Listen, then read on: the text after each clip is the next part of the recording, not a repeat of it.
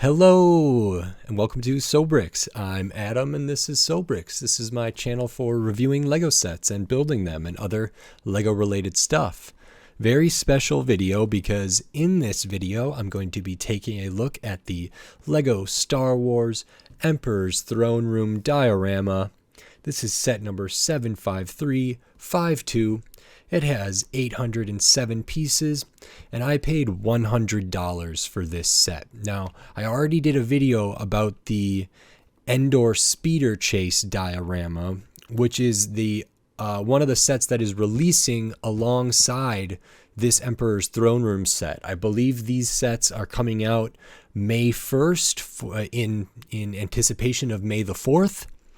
And I was fortunate enough to get both of these diorama sets early, and so I'm going to talk about them and build them and give my review of them here before they come out, which is exciting for me. I am not part of the Lego Ambassador Network. I paid for these sets with my own money from a real retailer and everything else, but for whatever reason they had them for sale before they are in Lego stores. So anyway, in this video I'm going to open this up, I'm going to put it together, and while I build I will speed up the video and then I will slow it back down to give my thoughts. So until then, enjoy.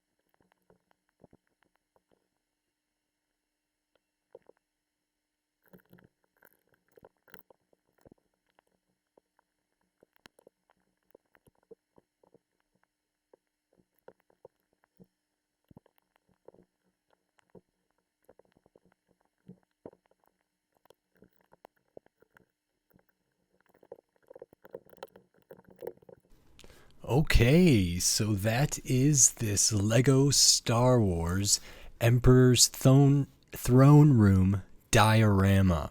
This is again one of the new sets that are coming out for May the 4th for the 40-year anniversary of Return of the Jedi. So we got two Return of the Jedi sets. We got the Speeder Chase on Endor set, which I've already done a video on, and this one, this Emperor's Throne Room diorama.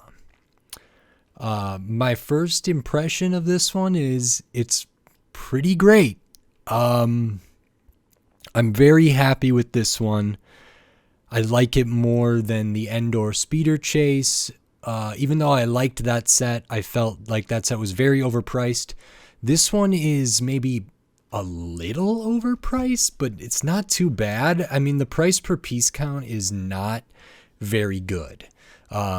This would be better at $90. Maybe it would be better at $80. And then the price per piece would make sense. As is, this is $100. I liked this a lot more than, say, building the Dagobah Jedi training thing, which I think I paid $90 for. Anyway, this is 807 pieces for $100. But this doesn't feel that bad to me. The footprint of this is actually smaller than I thought. So size-wise, this is probably similar to the Trench Run and the Endor Speeder Chase. As far as the base kind of width and depth goes here, just the footprint of this I think is actually similar to those, so a little bit smaller than the Dagobah Jedi Training. And the Dagobah Jedi Training also had 200 more pieces, but perhaps, you know, a lot of those were 1x1 transparent green tiles, or whatever. So this kind of feels okay. And I'm going to talk about this, but the first thing I'm going to look at are the minifigures. And we'll look at the first one. I am going to show Darth Vader here first because... Oh, get rid of his lightsaber. Because this Darth Vader is not exclusive to this set. In fact, I think this is the same exact Darth Vader that I got in my TIE Bomber set, I believe is the one that came in. So very good printing on the legs, the midsection, and the torso. Nice metallic printing on the arms, which is great. The helmet is the new design, which is like two pieces for the helmet, the cape. So this one has like this lower portion of the helmet there that goes on before the head, and then the upper portion goes on there. And then looking at the back is very basic. So I think this is the same Darth Vader that's in some other sets, including the same print on the face and no alternate face, same kind of scarring on the back of Vader here. So it's a great figure. It's just not exclusive, but my arm prints are good. And actually, yeah, I think all my printing on this one is pretty good in my opinion. So that's really, really nice. Next one we'll take a look at is the Emperor Palpatine here. Oh, and he came off with part of his throne, and I knocked Luke over. So Emperor Palpatine, again, I'm not sure if this is exclusive, but I think this is a new element for the hood. It is a very nice molded piece there. The printing, we do have printing on the legs, printing on the midsection, and printing on the torso. It's fine. No printing on the arms. The back is very basic. This is not a crazy print for the Emperor. I think it does pretty good. If this is a new piece for the cloak, it's fine. It's nice, I would say. it works well, I think, ultimately. And then the Emperor does get an alternate face. So we have this one, which the face printing on this I quite like. And then we have an alternate face with a little more of a grimace showing. And yeah, there are some accessories here. This figure does not get a lightsaber, but the Emperor does get some Force lightning, which I will pop out here just to show. These are dual molded, I believe, transparent, like blues. So these are the Force lightning. You get 2 of these pieces, and so perhaps the alternate face is maybe more of the face when we're using Force lightning abilities here. And I will show the neat thing about these Force lightning things here in a moment. And then the last minifigure is Luke, and I think this one is exclusive to this set. And it's interesting because just black legs, just black midsection. Luke at this point is wearing, kind of a full black outfit. We do get the mismatch hands, which is really, really good. But this is pretty much how Luke looks in that scene. From the back, we get a little pack, not too much detail, nothing on the arms, but that's accurate, I would say. And so it's pretty good. Even if I wish, the only way I could wish to have something here on the legs is that if the movie had him in a different costume. So this is pretty good, but I think the new part is this hairpiece.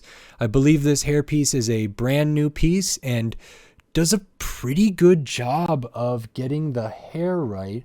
I do like this a lot more than the hairpiece that is on the Dagobah training diorama Luke. This one's a lot better. So let me actually go grab that quick just to compare them. Okay, so this is the new Luke, and this is the one from the Dagobah training. And the new hair, it's not as glossy. It's kind of got a different finish, and the way that it moves is a little different. It flows a little different. And these are from different films, I believe, but it's nice that we got a new hairpiece for Luke here, and I do really, really like that. So that's quite good. And now with the minifigures kind of taken a look at, we can go back to looking at the rest of this set, the Emperor's Throne Room. I'm going to leave the minifigures off of here at first to kind of go over this. The first thing is, in here, in the middle, there are 2 clips that Force Lightning can be stored away in. So those fit under there. And this piece goes right on top of them, covers them up completely, looks really good from the front, and is not the easiest to access. You do have to like tilt it up, go under, and push up on this panel to access those, but it's not so bad. But I loved building this thing. The construction of this is so cool. First, the base is a little different than a lot of diorama bases. For one, you can kind of see through it to some extent, which is cool. And it I think mimics the movie scene quite well. And even from this like frontward angle, the separation of these stairs is really cool. And the way that these these floor pieces are constructed and then connected was really interesting, and I thought there was maybe worry about sag and not getting these level and not lining up, because they're built and then studded on 4 studs on a brick that has the studs on the top and the studs on the side, and that's this brick right here, and then that's just studded down. So there's not a ton holding those pieces on there, but they are light enough and the connection is strong enough, and it gives this really cool kind of floating effect to all of that, which is really, really great. So I actually really enjoyed building the kind of the floor and the base of this diorama here. And then the next kind of incredible thing to point out is this whole construction at the back. The base did have some other interesting elements because it did use some Technic kind of stuff on the back to support this very large structure, which I believe these Technic kind of things were on the back of the trash compactor and were on the back of the trench run, but I'm not positive because I haven't built the trash compactor, but I have built the trench run. I just don't know if I remember exactly, but I think because that has a back wall, they do a similar thing with Technic to put this together. But this looks so good, and I'm impressed by how round it looks with just like bricks and hinges. I really was skeptical about doing all these windowed elements here, just attaching to these like long bar kind of circular things around the edge. I was super skeptical, and when I put it together, I was really, really surprised. I think it looks great. It's sturdy enough. I think it like just gets everything really, really right, when I thought that those kind of circular elements that everything is clipped to, that you bend, these gray bars, long hollow bar elements there, or tubing that you bend around. I didn't know what those were going to be used for. I thought just detail, and they're actually pretty integral to the structure of this thing, because that's what clips on both sides of all these amazing windows, which gives this great kind of effect from the front of kind of outlining the throne and almost looking like just, I don't know, it's just really, really great. Then on the back, this is a giant printed disc, clear disc with some nice printing on there. It's not really studded on anywhere. It's held in with these clips on the bottom, and then even more by these kind of pieces folded in up here. And again, it just works really, really great. The construction for the all the stuff in front or behind this is really interesting. Let me see if I can pop this out without breaking everything. Well, just to show, this is like surprisingly round and very sturdy, and it even has some Technic stuff to kind of reinforce it, and some kind of details here that make it look not so bad from the back, actually, even with these Technic holes. There's enough stuff back here that really adds to it there. And now I will put this back together so we can see how this goes into this thing here. So this is created with a bunch of panels and tiles and hinges and plates, and it kind of goes in here and it's recessed into the floor a little bit, which is a really, really cool effect. And then it's just studded up at the top with these exposed studs, and everything else kind of falls into place. You can get this all in there, and it continues down into the floor, almost giving the impression that this would be a complete circle. It just, all of this continues underneath where we're at, and it works really, really well to just get these kind of corner cut off panels that look very, similar, or are the same to these other ones. Really, really smart construction, smart designing, smart implementation, and I was very surprised by how much I liked it. And then we have the Emperor's Throne, which is a cool little build with some kind of interesting techniques, I would say. Uses some hinges, uses some some kind of interesting elements here, and it looks really good, and it spins, so we can get the scene of the Emperor Palpatine spinning around in their chair, and they can be studded on. There are 2 studs there at the front, so that throne, that chair, looks really, really brilliant. And then at the front we have these. I don't actually know what these are supposed to be. I can't remember, and I'm not the biggest fan of this movie in particular, so I'm not sure what part of the throne room these are. But they're kind of a crystalline circular structure, almost like a podium that comes out of there. I will sort of position these minifigures to see, to kind of get a feel for what you can all do. And there's a couple different ways it can be done. And that's good. Oop, I lost some of the throne here. Make sure that's on there good. Oh. Yep.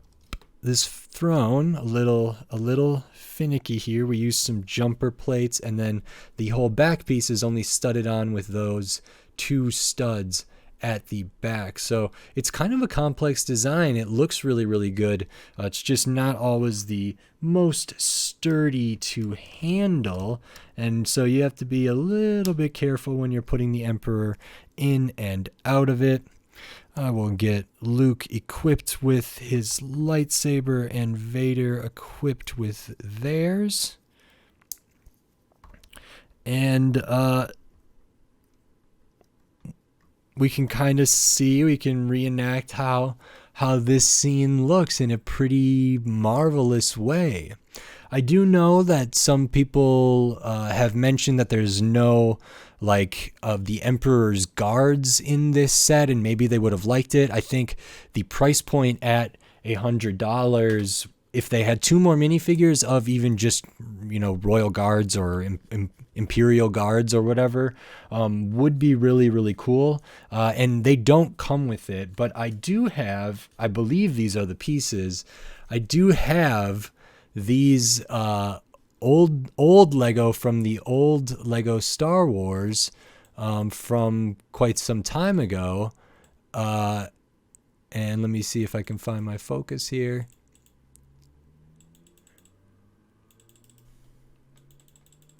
There we go.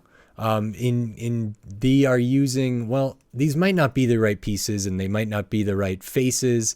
These might not be the right hands. I couldn't find my other red fabric piece, but I believe these are close to what has been in the past a Lego Royal Guard piece there. There's a little bit of printing for the robes on the torso, but I think some people were hoping a couple of these would have come in here, and I don't know if they are what would be standing either next to the Emperor or someplace down here, or maybe they're supposed to be placed behind these or something. Unfortunately, it doesn't come with those. Could probably be easily modified to accommodate 2 more minifigures there.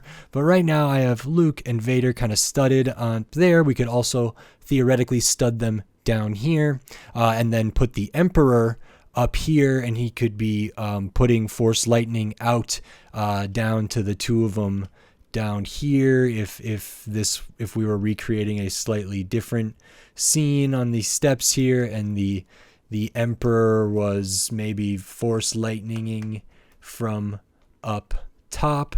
And so there's some good stuff here. It's nice. And then, I mean, theoretically, you could even stud them on something else, or put Royal Guards or Emperor Guards on some other studs that are in here, maybe on these. Or something like that. We get these nice railings, very easy to construct. A little tweaking can get them looking pretty darn good. And I'm very happy with this. We can see we get the same kind of 40th anniversary block here, or brick, that is also on the Endor speeder chase set, and is also in the upcoming Executor Super Star Destroyer, I believe. And so this is a really cool print. It's nice to have. I don't know if I'm going to keep it on these dioramas or take it off. And if I were to take it off, I know now that I can just use this tile to replace the jumper plates that are on the diorama holding that together. We'll just take a quick look at the extra pieces. Not a whole lot, but some good ones, I would say. We do get an extra of the lightsaber hilt in the metallic. We do get an extra of the lower helmet piece for Vader. We get an extra of kind of this silvery droid arm, extra of the translucent slope there, and then some extra Technic pins and plates and tiles there. So pretty standard stuff for the extra pieces. I really liked the Endor speeder chase. I thought it was really, really overpriced. I'm not sure if I still think that or not. I mean, that one is 600 pieces. This one is 800. So this one does feel like more to me and more value in here for sure. To me, this feels like it has a noticeable increase in amount of stuff that would increase in value. This is really, really good. He uses interesting techniques, and the final model looks really good. I think, yeah, I would like it to be cheaper. That's just my baseline for a lot of Lego Star Wars sets. I think they should be cheaper. This probably is good at 90 or at 80 or maybe even less. But if I'm being realistic about how Lego is pricing these adult-oriented display-themed, Star Wars-themed rather, display kind of sets, if we look at these dioramas and how they've priced them from the first couple that came out to these, and then taking into account the price increase, I think this kind of makes sense, and it's pretty okay. I'm happy that I got this, happy that I got it early. I think this is really, really good, and I'm going to very proudly display this. I think this is a really, really nice set. I think it probably should be cheaper, but, I think the Republic tank set that's like $40 for 200 some pieces should be cheaper. And I think the Justifier should be cheaper. And, there's a lot of Star Wars sets that I think should be cheaper. I think the Battle Pack should be cheaper. So if my baseline is that all Star Wars sets should be cheaper, I mean, that's not always the case. I mean, this could fit in there. But I'm pretty happy with this. And I would say this isn't like crazy overpriced, like something like that Republic tank for $40, even though some people think that's a good investing set. I don't know. I thought as a builder and a collector that it was a not so good set. And same with Obi-Wan's Starfighter. I didn't really like that set for the money either. We can take a look at this printed tile at the front with the quote. This one is very good. I am a Jedi like my father before me, and that's Luke Skywalker. Much better quote, in my opinion, than the one that's on the Endor speeder chase diorama. So that's really, really nice and good print, and same for the Lego Star Wars print here as well. I mean, my verdict is that this is great. I loved building it. I think it looks really, really good. It probably should be a little bit cheaper, but I'm at peace with how much I paid for this, and I feel like that's okay. So I'm totally comfortable with it. But I do want to advocate for Lego to be like more accessible and more affordable for other people. So for me, this makes sense, but for other people, this might not. And so I would still say, yeah, it should be cheaper. But for me, this was okay, and I really, really, really, really liked this. So if you liked this video, consider giving it a like. And if you like the other videos on my channel, consider subscribing to it so you can stay up to date on all the Lego videos I will be doing in the future, including some more Lego Star Wars, some Lego Indiana Jones, some Speed Champions. I have some Minecrafts, some Ninjago that I haven't featured on this channel yet, and some more bigger cars and icons and botanicals and all this stuff that's coming up. So subscribe so you don't miss any of that. And until next time, thanks. Bye.